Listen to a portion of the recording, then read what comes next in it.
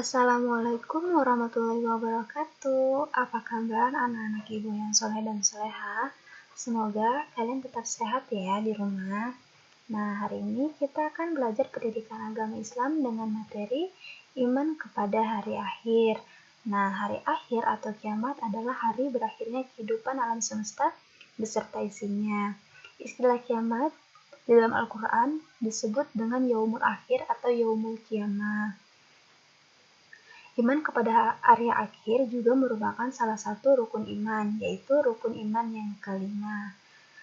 Dan Ibu harap kalian sudah hafal rukun iman dan rukun Islam ya. Nah, lanjut. Kiamat itu dibagi menjadi dua, yaitu ada kiamat sugro dan ada kiamat kubro. Kiamat sugro atau kiamat kecil yaitu rusaknya sebagian makhluk, misalnya kematian dan terjadinya bencana alam seperti gempa bumi, gunung meletus, dan banjir.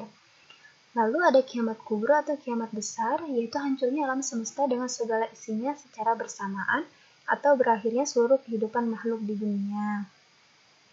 Kemudian tanda-tanda terjadinya hari akhir, Allah Subhanahu wa Ta'ala telah menuliskan ketetapan tentang terjadinya kiamat di Lauhul Mahfuz. Berdasarkan keberadaan dan waktunya, tanda-tanda kiamat dapat dikelompokkan menjadi 3 sebagai berikut. Yang pertama, tanda yang sudah terjadi dan telah berlalu. Yang kedua, tanda yang sedang terjadi dan semakin bertambah. Yang ketiga, tanda-tanda besar yang segera disusul dengan kiamat.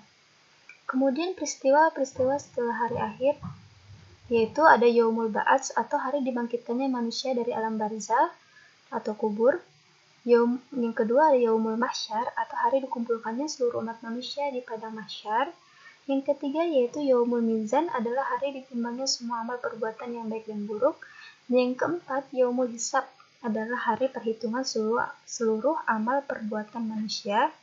Dan yang kelima Yaumul Fasal atau adalah hari dikelompokkannya seluruh umat manusia berdasarkan amal baik dan buruk. Dan yang keenam Yaumul Zalzal atau hari pembalasan yang setimpal atas segala perbuatan yang baik dan buruk yang dilakukan manusia selama hidup. Lalu ada As-Sirat atau merupakan jembatan menuju surga yang membentang di atas neraka. Kemudian ada Al-Jannah atau surga. Surga adalah tempat kembali bagi orang-orang yang beriman, bertakwa, dan beramal soleh. Nah, nama-nama surga juga ada surga Firdaus, ada surga Adnan, surga Naim, ada surga Mawa, ada surga Darussalam, ada surga Darul Muqammah, ada surga Al-Muqammar Amin, dan ada surga Khuldi. Kemudian ada An-Nar atau neraka. Neraka adalah tempat kembali bagi orang-orang yang ingkar kepada Allah Subhanahu wa Ta'ala.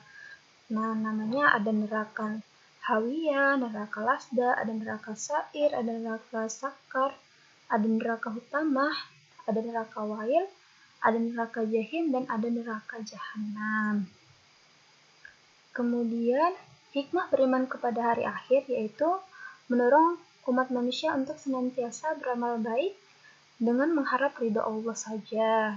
Lalu yang kedua, senantiasa memenuhi niat berbuat hal-hal yang dilarang Allah apalagi melakukannya.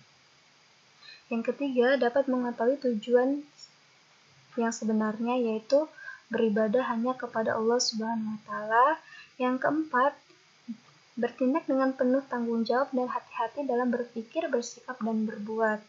Yang kelima yaitu memiliki sikap hidup yang optimis. Dan yang keenam ada tidak takut terhadap kematian dan selalu menanamkan keberanian dalam menegakkan kebenaran.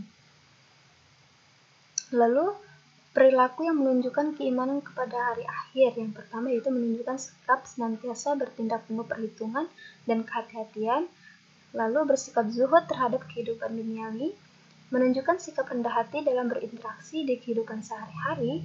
Memiliki dorongan untuk merasakan kenikmatan dan takut untuk merasakan siksaan. Lalu yang terakhir menyadarkan manusia dari sifat lupa terhadap kesenangan dunia dan berusaha menyeimbangkan antara kehidupan dunia dan di akhirat.